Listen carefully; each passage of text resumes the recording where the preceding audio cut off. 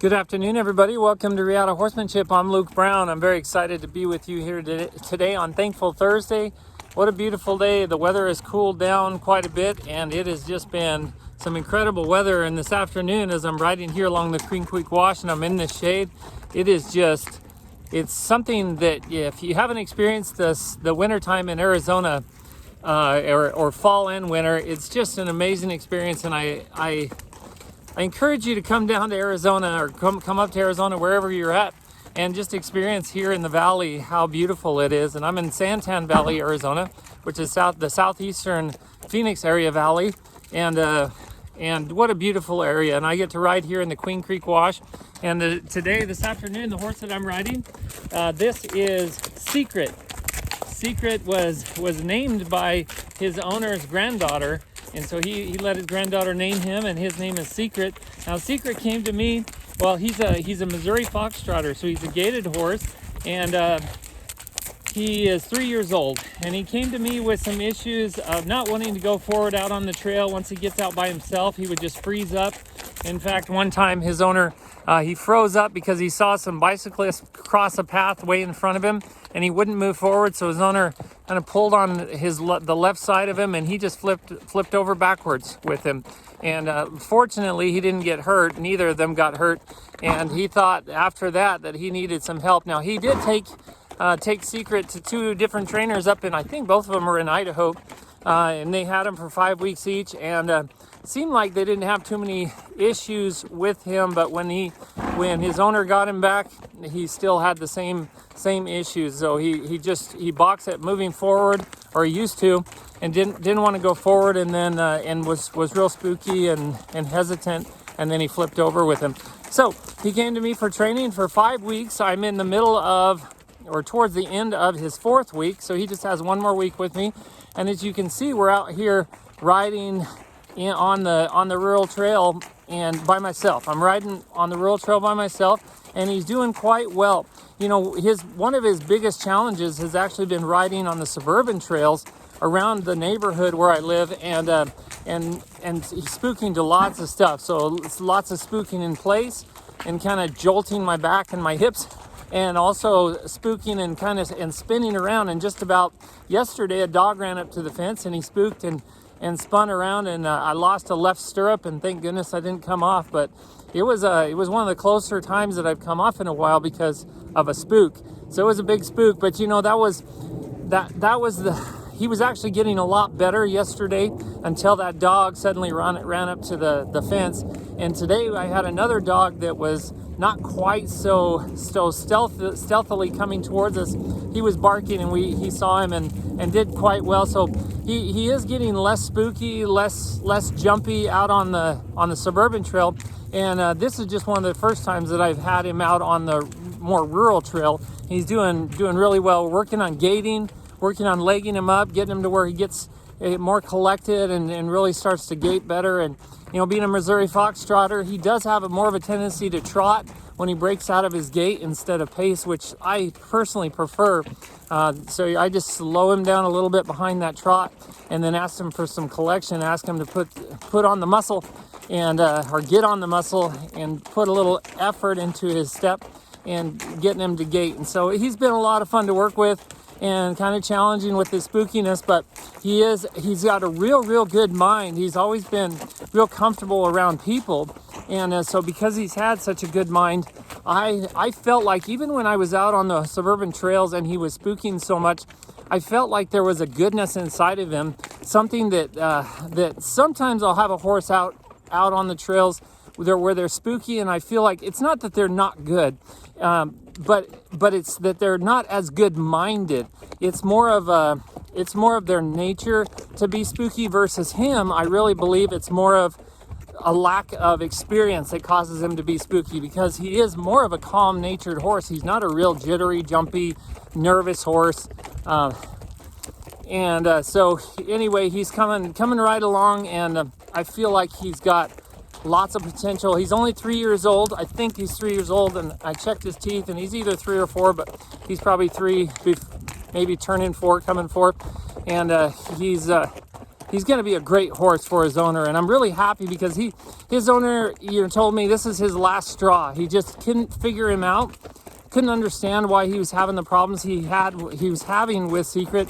And Secret is one of many horses that this owner has had, gaited horses. He loves to ride gaited horses. He rides all over Idaho and Arizona, and does tons of trail riding. I'm kind of envious sometimes of how much trail riding, the beautiful rides he gets to ride on, especially up in Idaho. And so he has a lot of experience with gaited horses, and this is one Secret that has been a real challenge for him that he hasn't been able to figure out. And I think I'm unlocking the padlock to the keys to success with this horse, and that is he's just real green. He needed to learn how to move his feet forward. He has a tendency to rear up when you ask him to do things, and so getting him to learn to move his feet instead of coming off of his feet has been good for him, and then helping him just gain experience out here, get more collected, learn how to back up, side pass, yield the hindquarters, forequarters, all of the buttons that I put on him. It's definitely helping him become a better horse, and his owner's gonna get him the end of next week, and probably feel like he's a completely different horse, because I feel like he is a different horse. Anyway, that's a long explanation for this horse today. I know it's been a while since I've been on Facebook and doing these videos, and I apologize for that. There's sometimes I've just had a lot to do, and there's no excuse for not being on here and talking with you about the horses that I'm working with.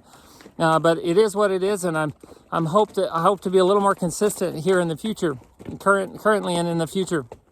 And today for Thankful Thursday, I was thinking as I was riding Secret how cool it is that I get to train so many different breeds of horses. Some people specialize in one breed. Some people specialize only in Arabians. Some people specialize only in reining and cutting quarter horses. Or some people specialize in off-the-track thoroughbreds or whatever it is. And I feel like I've been very, very fortunate. And today I feel thankful. That's what I'm thankful for, is the experience that I've been able to have with so many different breeds of horses. I can list off a few of them, and I'll probably miss some of the breeds that I've worked with. There's been so many, but a few off the top of my head. The gaited horses, of course. You got the Missouri Fox Trotters like him, like Secret. There's the Rocky Mountain horses, the Kentucky Mountain horses, the Tennessee Walkers, the Peruvian Pasos. Those are mostly the gaited horses that I've worked with. And then some crosses of those breeds. And I've also worked with some mules. Right now I have a gaited mule. So I think she's a Tennessee Walker, half Tennessee Walker gaited mule, but I could be wrong. But she's super smooth. She bolts on the ground, and her owner was afraid of riding her because she's afraid she's going to bolt in the saddle, and with good reason to be afraid of that. And I've had her for a week. Has it been a week? No, not a week yet. Almost a week. Today was the 4th day working with her, and she is just coming along, starting to learn to not just freak out and pull away from me, but actually listen to what I'm asking her to do, think about what I'm asking her to do, and become a much more collected mule. And those gaited mules, I've had some gaited mules that I've worked with that are actually gaited. They actually do gait, physically do gait, and are really, really smooth. And then I've had some gaited mules that don't seem to naturally gait very well, and I haven't tried real hard to gait them. But at any rate, I've had the regular mules and then gaited mules, and that's been a lot of fun. I've had draft horses. I've had the Clydesdale draft horses, the Belgian draft horses, and a bunch of quarter horse draft crosses, and some different crosses that I've had, and probably a couple other draft horses that I can't think of at the time, or at this time. But the drafts have been very, very interesting and a big learning experience for me as well. And then, of course, you get into like the American Saddlebred. I've had a number of those. The Arabians, I've had many Arabian horses. I've had many quarter horses, both grade quarter horses and very, very well-bred and papered quarter horses. And I guess if I had to pick the breed that I enjoy the most, it would probably be a well-bred quarter horse that just has a smooth walk, smooth trot, smooth lope, is very good-minded, very athletic. That's probably my favorite horse, but I've learned from all of them, all of these different horses. And as far as the quarter horse goes, Some of them have been off the track quarter horses, and then the thoroughbreds, off the track thoroughbreds are mostly what I've worked with, but I've worked with some other thoroughbreds as well.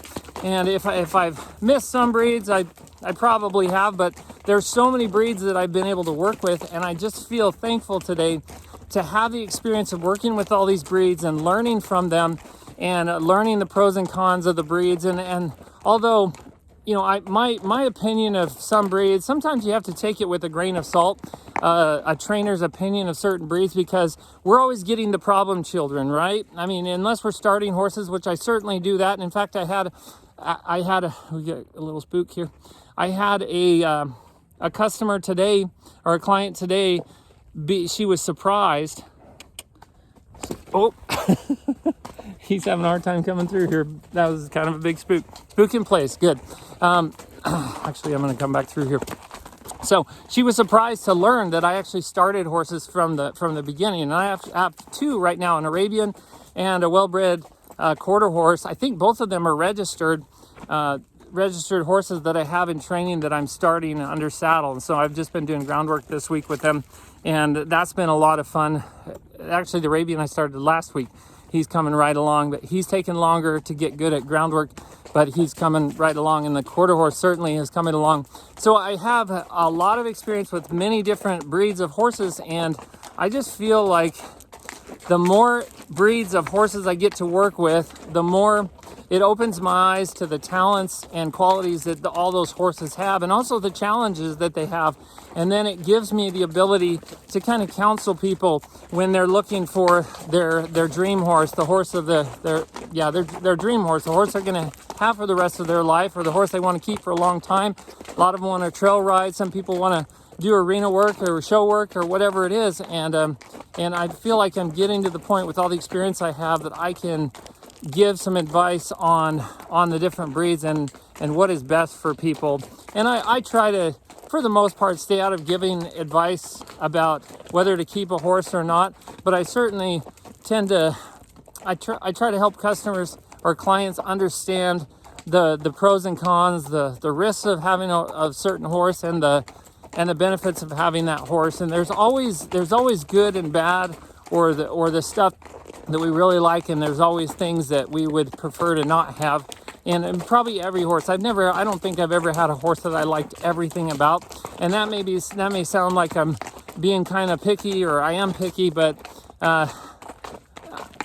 there's just, I'm able to spot the challenges that horses have during my training, and the holes in their training, and also the challenges in their mindset and how they're bred. So today for Thankful Thursday, I know it's been a long one, but I just want to say thank you to all of you for sending me your horses and for allowing me to work with so many different breeds to give me a better perspective and a well-rounded abilities in my training.